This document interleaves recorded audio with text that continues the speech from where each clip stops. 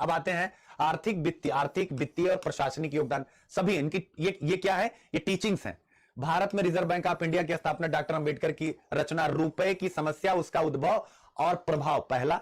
और दूसरा क्या, भारतीय चलन व बैंकिंग का इतिहास, याद रखिएगा, क्लियर है। और हिल्टन यंग कमीशन के समक्ष उनकी साक्ष्य के आधार पर 1935 यानी कि आरबीआई के गठन में इनकी रचना और हिल्टन यंग के कमीशन जो वित्तीय कमीशन था के सामने उन्होंने जो एविडेंस दिए उसके आधार पर 1935 में हुई। उनके दूसरे शोध, ब्रिटिश भारत में प्रांतीय वित्त का विकास, देख लीजिए आप, के आधार पर देश में वित्त आयोग की स्थापना, देख सकते हैं कितना बड़ा योगदान है वित्त आयोग की स्थापना। पुस्तक क्या है, ब्रिटिश भारत में प्रांतीय वित्त का विकास, ये सब पॉइंट लिखेंगे, मजा आ जाएगा। साल 1945 में उन्होंने देश के लिए जल नीति और औद्योगिकरण की आर्थिक नीतियां, देख सकते हैं जल नीति और औद्योगिकरण की आर्थिक नीतियां, जैसे नदी नालों को जोड़ना, नदियों को जोड़ने का कॉन्सेप्ट आप देख लीजिएगा बाबा साहब, ये तो इतिहास उल्टा पुल्टा लिखा जाता है। हीराकुंड बांध, दामोदर घाटी बांध, सोन नदी घाटी परियोजना, राष्ट्रीय जल मार्ग, केंद्रीय जल और विद्युत प्राधिकरण बनाने के मार्ग प्रशस्त किए। और मैं आप सबसे कहना चाहूंगा, इंडिया आफ्टर इंडिपेंडेंस जो सिविल सर्विसेज के एस्पिरेंट में सबसे फेमस पुस्तक है Bipin Chandra, India after independence, आप खोज दिया, अगर एक पॉइंट इसमें से मिल जाए तो, या आप किसी को भी, यानी कि जो कांग्रेस की सरकार, मैं यहां कोई कांग्रेस या नहीं, मैं कह रहा हूं कि कोई भी सरकार आती है हमेशा से इतिहास उसके अकॉर्डिंग चलता है। पहले कांग्रेस से चलता था, अब जो है बीजेपी आई तो संघ के हिसाब से चल रहा है। तो आप हमेशा याद रखिएगा कि हमेशा इतिहास लेखन में छेड़छाड़ होती ही होती है, कोई एक नहीं करता है, ये एक प्रोसेस है। देख सकते हैं प्रोसेस, आपने मिडवल पढ़ा होगा, मिडवल इंडिया पढ़ा है कि नहीं पढ़ा, हर एक का, चाहे अकबर हो, जहांगीर हो, शाहजहां, और सबका एक दरबारी इतिहासकार होता था, यानी कि दरबारी मतलब सरकारी इतिहासकार। तो आप देख सकते हैं कि ये कितना बड़ा योगदान है, लेकिन ये सब किताबों में मिलता ही नहीं। आप लोग शायद सहमत होंगे मुझसे इस बात से।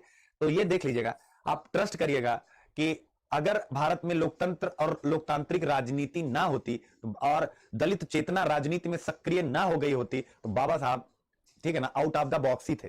ये सारी चीजें युवाओं को पढ़ानी चाहिए कि आप देखिए कि कितना बड़ा, मतलब इंडिया में जो बेसिक्स हैं वो सारे बेसिक्स में इनका रोल है, लेकिन कभी ये सब चर्चा ही नहीं। वित्त आयोग पढ़ते हैं सीधा इस समिति की अनुशंसा पर, अरे उसका किसका मानसिक पुत्र था, आईएएस में क्वेश्चन पूछा था हमारे टाइम पे ऑप्शनल में कि जो आईएनए थी किसकी, जो सुभाष चंद्र बोस की आर्मी थी, किसकी मानसिक पुत्र थी, क्वेश्चन पूछा था कि किसकी मानसिक पुत्र थी सुभाष चंद्र बोस की आर्मी, मानसिक पुत्र, ठीक है, चला वो रहते मानसिक पुत्र कैप्टन मोहन सिंह का मानसिक पुत्र। तो यहां पर भी नई पीढ़ी को सिखाना चाहिए मानसिक पुत्र क्या होता है, ये क्या होता है, लेकिन कोई मतलब ही नहीं, ठीक है। तो ये थोड़ा सा ये ध्यान रखिएगा, ये सब आप एकदम रट लीजिए।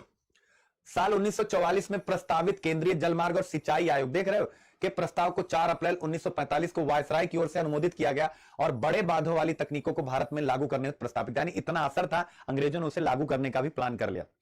संविधान का निर्माण, फिर क्या है, यानी संविधान का निर्माण आप यहां पे देख सकते हैं। उन्होंने समता, समानता, अब एक पॉइंट और मन में आ गया है, आप देखिएगा इतना बड़ा योगदान होने के बाद भी अगर पुस्तकों में ऐसी बड़ी पर्सनालिटी को न्याय ना मिले तो नई पीढ़ी सीखेगी क्या। और यह भी बताना चाहता हूं कि आपको अच्छे से पता है, किताबें जो लिखी जाती है ना राष्ट्रीय पुरस्कार, क्योंकि जो सरकारें होती है ना, पद्मश्री, पद्म भूषण, पद्म विभूषण, ये सबको चाहिए होता है। वो कोई लेखक हो तो आप देखिए जिनका भी नाम मैं सब ले रहा हूं, सब पद्मश्री पद्म भूषण वाले हैं, सबको मिला हुआ था। सरकार किसको देगी पद्मश्री पद्म भूषण, अभी वाली अपने फेवरेट को दे रही, पहले वाले अपने फेवरेट को देगी, और उसमें महान पर्सनालिटियां पीछे छूटेंगी जिनके बारे में नई पीढ़ी को पढ़ना चाहिए, जिनके बारे में नई पीढ़ी को पढ़ना चाहिए। तो ये इनके बारे में बेहतर ढंग से संविधान निर्माण, उन्होंने